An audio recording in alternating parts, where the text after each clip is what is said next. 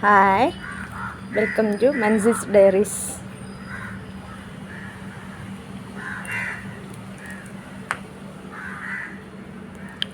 ഞാൻ നിങ്ങൾ എൻ്റെ മൊക്കാറ പ്ലാന്റ് കാണിക്കാമെന്ന് ഓർത്തിട്ടായിരുന്നു. ഇതിൻ്റെയൊക്കെ ഫ്ലവേഴ്സ് പോയി. ഇന്നലെ നല്ല മഴയായിരുന്നു, ഇപ്പം നല്ല വെയിലും. ഇത് ഡാർക്ക് ഓറഞ്ച് കളറാണ്, അകത്ത് നല്ല ഒരു ചെറിയ ചെറിയ ഡോട്ടുകൾ. ഇത് ഏറ്റവും നല്ല കളറാണ്.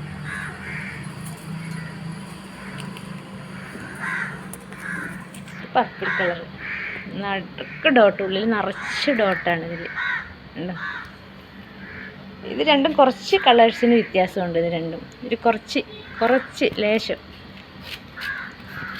നല്ല കളറാണ്, ഉള്ളിൽ നല്ല പർപ്പിളും ഇതുമായിട്ട്. ഇതിൻ്റെ വേറൊരു കളറായിരുന്നു, ഇത് വേറെ ആയിരുന്നു കളർ, അത് പോയത്. ഇതാണ് വലിയ പൂവാണ്, യെല്ലോ.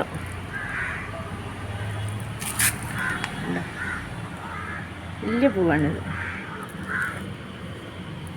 എല്ലാം ഒരുപോലെ പൂത്ത ഈ പൊഴിഞ്ഞ് ഇതൊക്കെ ഉണങ്ങി തുടങ്ങി. ഇത് ആദ്യം പൂത്ത ചെടിയായിരുന്നു. പിന്നെ ഇവർക്ക് ഞാൻ കൊടുക്കണത് മറ്റേ ഓർഗാനിക് വളങ്ങളാണ് ഇപ്പം കൊടുത്തത്. ചൂട് കൂടിയപ്പോഴത്തേക്ക് ഓർഗാനിക് വളം എന്ന് വെച്ച് കഴിഞ്ഞാൽ വെജിറ്റബിൾ കഞ്ഞിവെള്ളത്തിൽ കട്ട് ചെയ്തിട്ടിട്ടും 4-5 ദിവസം വെച്ച് പുളിപ്പിച്ച് അതിൻ്റെ 3 ഇരട്ടി വെള്ളവും ചൂടി ചേർത്ത് സ്പ്രേ ചെയ്ത് കൊടുക്കും. പിന്നെ ഇതേപോലെ കിഴികെട്ടി ഞാൻ ഇങ്ങനെ ചാണകപ്പൊടി എല്ലുപൊടിയും കൂടി കിഴികെട്ടി വെച്ചേക്കുവാണ്. എന്നിട്ട് രാവിലെയും വൈകുന്നേരം വെള്ളം അതിൻ്റെ മുകളിൽ ഒഴിച്ച് കൊടുക്കും. പിന്നെ തേങ്ങാ വെള്ളം പുളിപ്പിച്ച് സ്പ്രേ ചെയ്ത് കൊടുക്കും. പിന്നെ ഏറ്റവും കൂടുതൽ ഞാൻ ഫംഗിസൈഡായിട്ട് ഉപയോഗിക്കുന്ന കറ്റാർവാഴ മിക്സിയിലിട്ട് അടിച്ച് അത് ഡബിൾ ഇരട്ടി വെള്ളവും കൂടി ചേർത്തിട്ട് സ്പ്രേ ചെയ്ത് കൊടുത്തു. അത് 2 ദിവസം കൂടുമ്പോൾ ഞാൻ ചെയ്ത് കൊടുക്കുന്നത്. ഇപ്പോൾ കെമിക്കൽസ് ഇപ്പോൾ അധികം ഉപയോഗിക്കണം. ആകെപ്പാടെ ഇപ്പം കെമിക്കൽസ് ചെയ്യുന്ന DAP ആണ്. ഇതേപോലെ ചെറിയൊരു പാത്രത്തിൽ DAP കലക്കി വെച്ചേക്കുവാണ്. ഇത് വേരുകൾ, ഇതിൻ്റെ വേരുകൾ വെളിയിലാണ്ടുള്ളത്, ഇത് അബ്സോർവ് ചെയ്തെടുത്തോളും. ഇത് ഞാൻ കട്ട് ചെയ്ത് മാറ്റി വെച്ച പ്ലാന്റാണ്. പൂവുണ്ടായി, ഇപ്പം പൂ പോയതാണ്.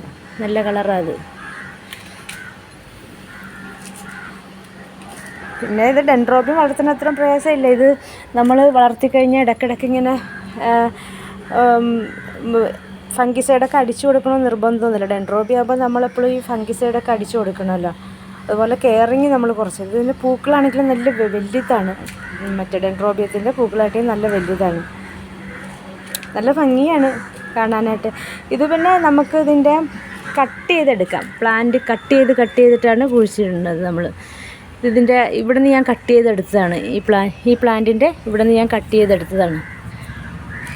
ഇത് 3 വേരിങ്ങനെ 1, 2, 3 വേര് വരുമ്പോൾ ഇവിടെ വെച്ച് നമുക്കത് കട്ട് ചെയ്യാം.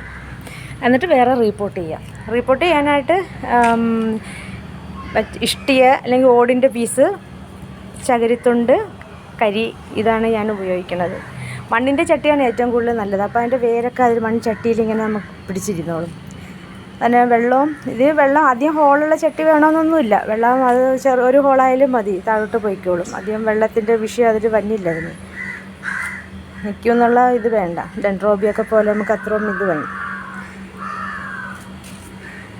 പിന്നെ ഇത് വെയിൽ ഇഷ്ടപ്പെടുന്ന ചെടിയാണ്. ഒരുപാട് വെയിൽ എന്ന് വെച്ചാൽ ഒരുപാട് ഡയറക്റ്റ് സൺലൈറ്റ് അധികം അടിക്കാതിരിക്കുമല്ലോ. പൂവൊക്കെ പോയി.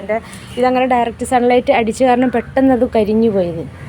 അത് ഞാൻ പിന്നെ കുറച്ചിപ്പോൾ ഷെയ്ഡിലായിട്ട് വെച്ചേക്കണത്, ചെറിയൊരു ഷെയ്ഡിലോട്ടായിട്ട്. ഇത് ഈ ഇരിക്കണുണ്ടോ ചെറിയ പോട്ടിലിരിക്കണത്? ഇത് കണ്ടോ? ഇത് നിങ്ങൾക്ക് മനസ്സിലായോ എന്താന്ന്? ഇത് അഡിനിയമാണ്. അഡിനിയമിൻ്റെ ചെടിയിലുണ്ടായ വിത്ത് പാകി ഞാൻ മുളപ്പിച്ചേക്കണതാണിത്. എന്നിട്ട് എല്ലാം വേറെ വേറെ ചട്ടിയിലാട്ടി വെച്ചേക്കണത്. കുറേ ഉണ്ട്, ഇനിയുണ്ട് മാറ്റി കുഴിച്ചിടാണ്. ഇതിൻ്റെ കോഡക്സ് കണ്ടോ? ഇപ്പം തന്നെ ബൾബുകൾ നല്ല ഇതായിട്ട് വരുന്നുണ്ട്. അടിവശം കണ്ടോ? ചാണകപ്പൊടി ഇട്ട് കൊടുത്തേക്കണത്. കോഡക്സ് നല്ല ഇത് ഉരുണ്ട് വരാൻ തുടങ്ങിയിട്ടുണ്ട് ഇപ്പം തന്നെ. പക്ഷേ പ്ലാന്റ് കട്ട് ചെയ്ത് വെച്ച് കഴിഞ്ഞാൽ അത്രയും ഇതായിട്ട് കിട്ടണില്ല. പെട്ടെന്ന് ഫ്ലവറിങ്ങും ആകില്ല കട്ട് ചെയ്ത് വെച്ച് കഴിഞ്ഞാൽ.